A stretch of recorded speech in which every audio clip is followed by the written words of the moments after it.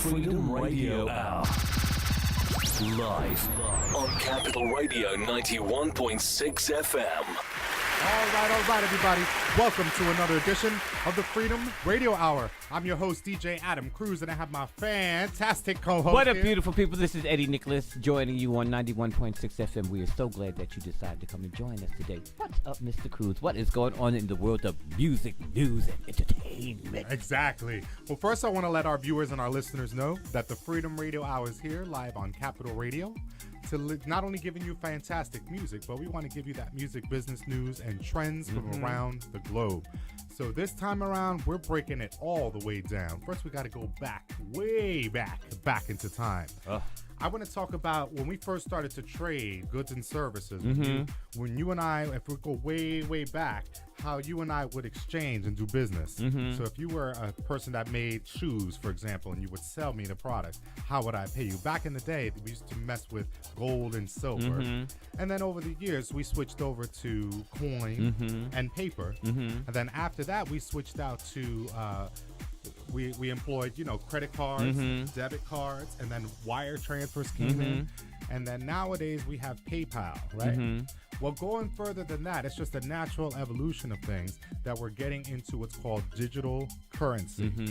All right, so to make it's real kind of complicated, but it's called cryptocurrency. But wait a minute, speaking of that, hasn't the government been using that forever? Well, it's like, think about it like this. It's like a frequent flyer miles for those that have like a little card for the airline that they travel or do a lot of traveling. You sort of develop miles after a while that you can redeem for either travel or sometimes, they have that little Sky Mall. Yes. You can purchase items using your points. Oh, okay. So they basically look at it like that, and it's just a bigger version of that. Well, nowadays, you can...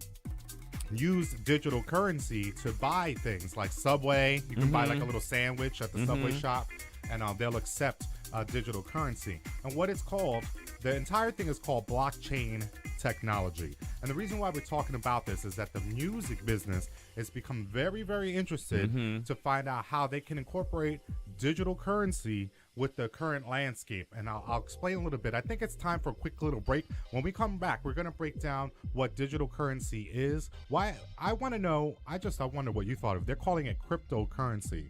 They must not want people to sign up. It sounds so convoluted, like already I feel like a turn The off. Crypt Keeper sign up with us to be able to take all of your worldly belongings through digital technology. It's a mess. We'll be right back. Eddie Nicholas. Adam Cruz. When we come back, we're going to break down digital currency, why the music business seems so keen on using it, and what does it mean for you and I, and how we can get down with using digital currency right here. Where? Capital Radio 91.6. Freedom Radio Hour. Live on Capital Radio 91.6 FM.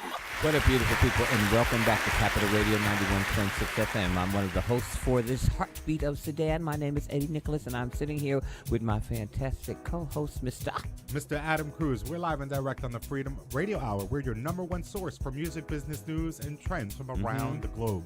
Before we broke, we were talking about digital currency. They call it cryptocurrency, which I don't know why. It seems like it's like designed to not make it attractive to sign up to, but that's a horse of a different color. Shout out to Glenn Thornton, who taught me that saying. Hey. But what basically I love about this idea is digital currency. Right now, the way we have to mess around and do exchanges. So if I put up a track and you out there decide to buy and support what we do, first of all, thank you. But the second way is, by and large, you're using your bank account or some card to do the transaction, right? Well, that goes through a process where it garners a lot of fees. There are transaction fees that are incurred. The bank has to make sure that they make money every time we're moving. Moving capital back and forth. Well, what digital currency does is kind of flatten that out some. What do I mean? Well, do you know that what they're calling it's called Bitcoin. It's real easy. You can make what's called a Bitcoin wallet. You create a little wallet online, like a little account. And just like a frequent flyer miles, you can start to earn points. And the way you do it is you could put up money. Let's say if you don't have a bank account, you can use Western Union, you can use credit unions, and then sometimes you could, because you're buying Bitcoins from a seller, you can put the money into the seller's bank account. Okay. So all that to say is at the end of the day, you'll have money in your wallet. And from that, you can buy goods and services. Okay. You can go and buy a sandwich at the Subway shop. You can buy things on Amazon, for example. So it's starting to become this bigger thing. The transaction that occurs, if there's no transaction fees, because it's going from seller to buyer. It's not banks coming in to take a bigger chunk out of that. That's number one. The other thing is that there's no ability for the government to come in and freeze your assets.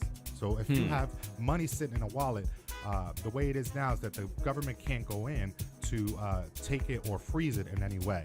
And that helps for people that have credit troubles from time to time, and you'll have a bank account that gets frozen because maybe you have insufficient funds for a long period of time. Or the IRS is one of those local government associations come and just snatch your money out. Borrowing your wages because of outstanding debts. So that happens. So what digital currency does, in effect, is protect that. The other thing is that it's not taxed. Unless you voluntarily decide to pay a tax, there's no tax tax system in place so that a third party could come in. There's no ability to have a third party come in because it's not traceable, it's not trackable, which seems scary at the thought of it, but I think it's a really cool idea. Why? Because for the first time, we don't have the middlemen. This is what we've been talking about here at the Freedom Radio Hour. And if you look up music business news around the globe, we're all sort of complaining about the same things. There seems to be this idea that it's a very optimistic view of the future with respect to streaming music. We're all going to make a lot of money,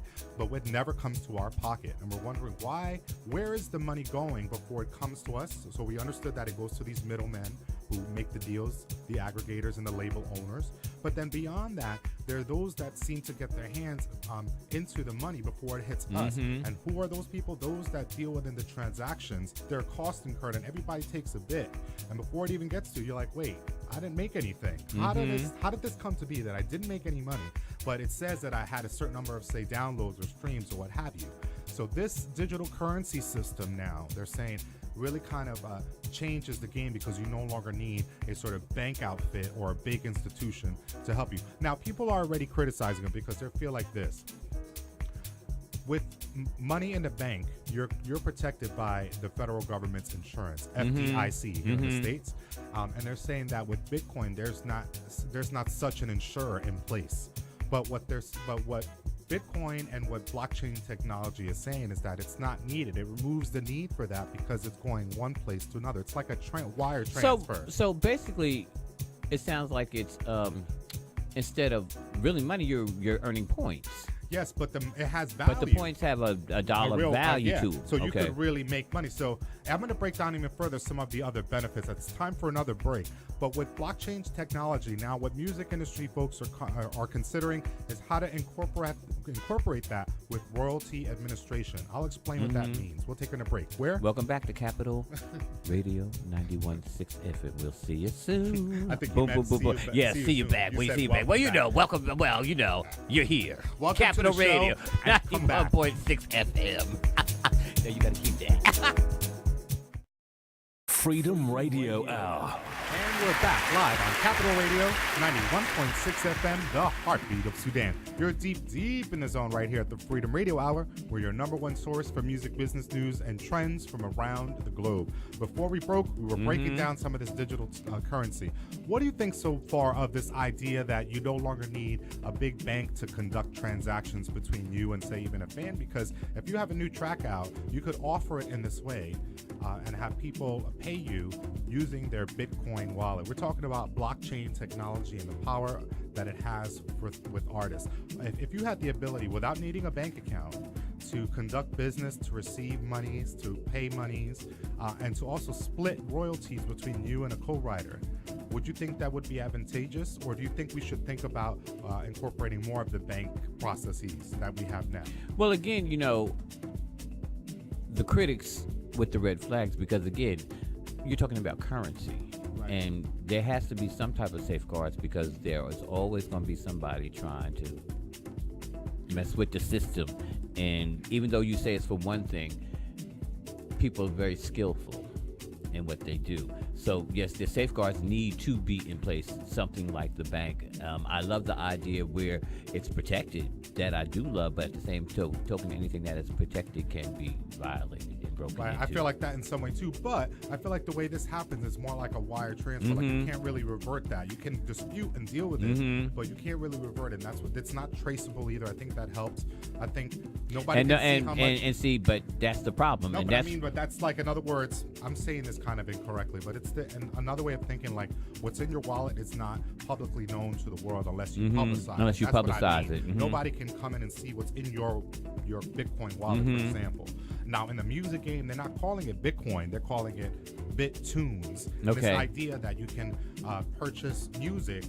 And you're basically purchasing download bytes. It really gets real complicated, but you're allowing somebody to have access to that download bytes, and that totally put that together is the track, right? So, and then the cool thing is that you can have it auto pay to you and other co-writers. So, like, if you and I put up a track and it's sold for $1 in the Bitcoin wallet, it could automatically split. Yes, it will disperse the amount. Now that I like. Percentage, and no bank has to be involved at all. It's just done. Now, I love that idea because I feel like we are at the mercy of our banks and our big institutions sometimes. And with respect to these royalty administration, by now it is nearly 2016, if not beyond. And we have yet to come up with a comprehensive or some sort of system of substance that we can grab onto and really start to have power. Because the idea is that as artists, we should have the ability, if we want to conduct business with 20, 30, 40 artists at once if we want, and everybody paid their share and just keep it moving. But the way our systems are set up in place right now, they're very archaic, to your point, and they just don't allow for this kind of like pay and go kind of processing that we're looking at. And when you think about the cost, because the bank, like I said, takes what's called a transaction fee every time the money is going back and forth.